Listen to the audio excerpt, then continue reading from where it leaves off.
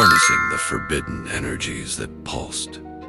Just beyond the veil of perception, Albert Einstein toiled in the seclusion of his storm-lashed laboratory. The chamber was a maelstrom of organized chaos, where arcane contraptions sputtered in vials of eerie, glowing liquids cast dancing shadows on the walls. Outside, the rain beat a relentless rhythm against the grimy wind, mirroring the tempestuous thoughts swirling within the physicist's mind. His focus was absolute, a searing intensity, directed at the swirling orb of energy that levitated before him. It was a vortex of captured chaos, a miniature nebula of unknown forces. In the flickering, unnatural light, his eyes, wide and unblinking, held a glint of something far beyond mere scientific curiosity. It was the look of a man who had stared into the abyss and was now determined to bend it to his will.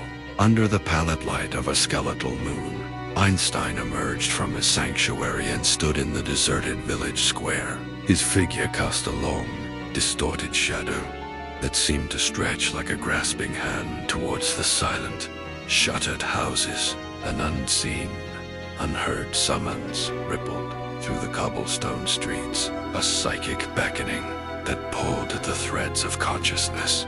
One by one, doors creaked open, and the villagers of Olem shuffled out into the night. Their faces were blank canvases, their eyes vacant, drawn by a force they could not comprehend towards the solitary figure in the square. From a low angle, Einstein appeared as a monolithic figure of immense power, a silent conductor, orchestrating a symphony of souls. The camera then shifts, capturing intimate, unsettling close-ups of the villagers' trance-like expressions, their slow, inexorable march a testament to the irresistible power he now commanded.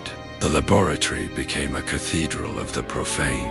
Einstein, a high priest of this dark science, moved with a newfound, terrifying grace, his hands conducting the flow of unseen energies. The villagers, now seated in a silent circle around this central orb, were no longer themselves.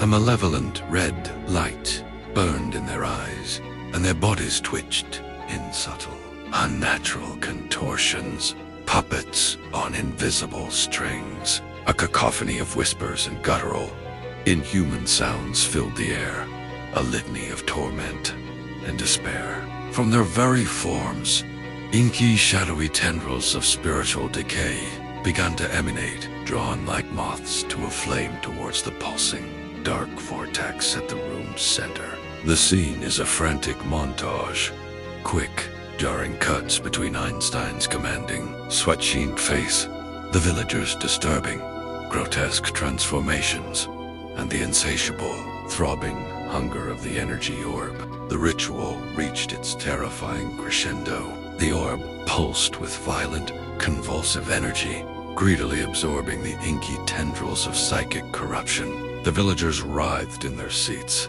their bodies arching as if in excruciating pain. Their collective voice, a distorted chorus of agony and demonic rage, rose to a deafening shriek that shook the very foundations of the lab before being abruptly silenced. At the peak of this chaotic expulsion, Einstein, his brow slicked with sweat and his muscles straining, thrust his hands forward in a final, monumental act of will.